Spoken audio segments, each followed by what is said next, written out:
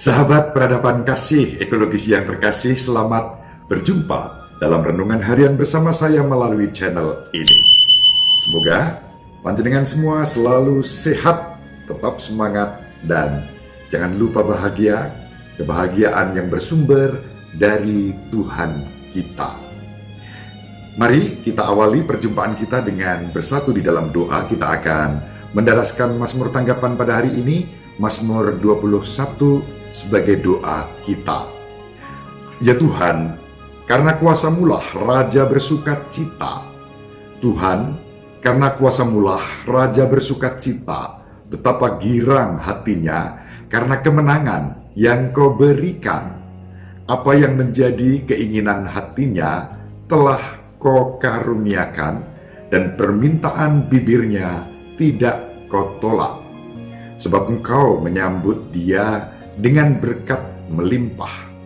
Engkau menaruh mahkota dari emas tua di atas kepalanya.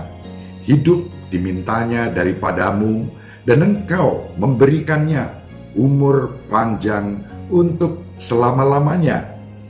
Besarlah kemuliaannya karena kemenangan yang Kau berikan. Keagungan dan semarak Kau karuniakan kepadanya. Engkau membuat dia menjadi berkat abadi. Engkau memenuhi dia dengan sukacita di hadapan-Mu. Kemuliaan kepada Bapa dan Putra dan Roh Kudus, seperti pada permulaan, sekarang, selalu, dan sepanjang segala abad. Amin. Sahabat peradaban kasih ekologis yang terkasih, mari sekarang kita baca dan kita renungkan bersamaan dengan Mazmur yang tadi menjadi bahan doa kita, dengan Injil yang akan kita baca dari Injil Markus bab 2 ayat 13 sampai 17. Sekali peristiwa Yesus pergi lagi ke pantai Danau Galilea, dan semua orang datang kepadanya. Yesus selalu mengajar mereka. Kemudian ketika meninggalkan tempat itu, ia melihat Lewi, anak Alfeus, duduk di rumah cukai. Yesus berkata kepadanya, "Ikutlah aku." Maka berdirilah Lewi, lalu mengikuti Yesus. Kemudian ketika Yesus makan di rumah Lewi, banyak pemungut cukai dan orang berdosa makan bersama dengan dia dan murid-muridnya, sebab banyak orang yang mengikuti dia.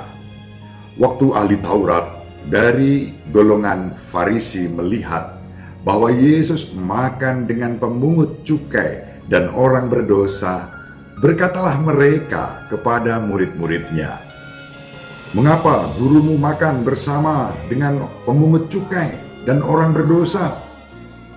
Yesus mendengar pertanyaan itu dan berkata kepada mereka, "Bukan orang sehat yang memerlukan tabib, tetapi orang sakit. Aku datang bukan untuk memanggil orang benar, melainkan orang berdosa."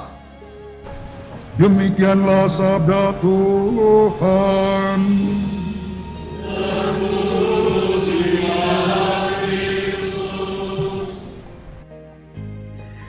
Sahabat peradaban kasih ekologis yang terkasih, baik Mazmur tanggapan maupun Injil yang menjadi bahan permenungan kita pada hari ini memiliki tema yang serupa. Pada intinya, tema itu mengajak kita untuk bersyukur. Bersyukur karena kita mempunyai Allah yang penuh perhatian kepada kita, umatnya. Mazmur tanggapan diawali dengan referen, "Ya Tuhan, karena kuasa-Mulah Raja bersukacita." Tuhan berkarya di dalam kehidupan orang-orang yang dipilihnya, orang-orang yang dipanggilnya. Bahkan dikatakan dalam Mazmur, Tuhan Allah memahkotai dengan emas tua di atas kepala orang-orang pilihannya. Hidup yang diberkati, umur panjang, dengan segala rahmat dan berkat melimpah. Itu gagasan dasar dari Mazmur yang menjadi doa kita sebagai mazmur tanggapan. Hal yang sama ditunjukkan di dalam Injil.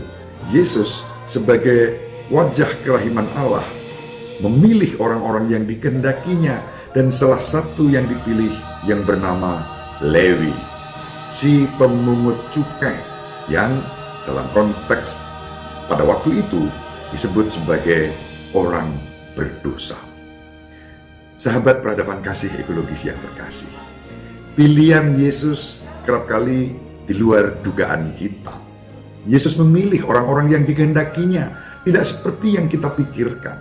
Maka tidak bisa kita kemudian menyalahkan Tuhan ketika keputusan-keputusan termasuk di dalam sejarah gereja terjadi di luar ekspektasi kita, di luar pengharapan kita, di luar keinginan kita. Jangan kemudian lalu menganggap bahwa yang terpilih itu tidak sah, ini tidak bisa, ini akan membawa kehancuran dalam kehidupan gereja. Misalnya, saya ambil contoh dalam konteks ini, mohon maaf kepada para pengkritik Paus Fransiskus. Mereka bahkan mengatakan Paus Fransiskus ini tidak sah. Bahkan ada yang menyebut Paus ini antikristus, anteknya setan. Bagaimana mungkin Allah yang memilih melalui pribadi-pribadi yang terlibat di dalam proses pemilihan Paus, Allah kemudian salah memilih? Bagaimana kita sebagai umat, sebagai awam, sebagai umat beriman, lalu melawan keputusan itu karena yang dipilih tidak sesuai dengan harapan kita? Sahabat berhadapan kasih ekologis yang terkasih, ini contoh nyata ada di dalam sejarah gereja juga pada hari ini. Maka sebagai contoh, pengalaman ini sangat relevan dan signifikan. Sahabat peradaban kasih ekologis yang terkasih, terhadap orang-orang itu kita bukannya mau menyamakan, tetapi lihat suasana batin itu sama seperti orang-orang Farisi, ahli-ahli Taurat, golongan orang Farisi yang disebut di dalam Injil pada hari ini. Mereka selalu saja, nyinyir terhadap keputusan Yesus, terhadap pilihan Yesus. Yesus berhak memilih orang berdosa untuk menjadi muridnya, untuk menjadi pribadi-pribadi yang diutusnya. Dan itu digarisbawahi dengan kata-kata Yesus sendiri sebagai sabda yang masih berlaku untuk hari ini. Bukan orang sehat yang memerlukan tabib, tetapi orang sakit. Dan Yesus mengatakan, "Aku datang bukan untuk memanggil orang benar, melainkan orang berdosa." Inilah alasan kita bersyukur. Kita dipilih bukan karena kehebatan kita, bukan karena jasa-jasa kita, tetapi melulu karena kerahimannya. Pujilah Kristus, Juru Selamat seluruh umat manusia, kini dan sepanjang masa. Amin. Ibu Maria selalu mendoakan kita, Bapak Yusuf merestui kita dengan keheningannya. Semoga panjenengan semua, sahabat peradaban kasih ekologis yang terkasih, bersama seluruh anggota keluarga dimanapun berada, dibimbing, dilindungi, dan diberkati oleh Allah yang Maha Kuasa, Bapa dan Putera dan Roh Kudus. Amin. Terima kasih. Salam sehat, tetap semangat, jangan lupa bahagia.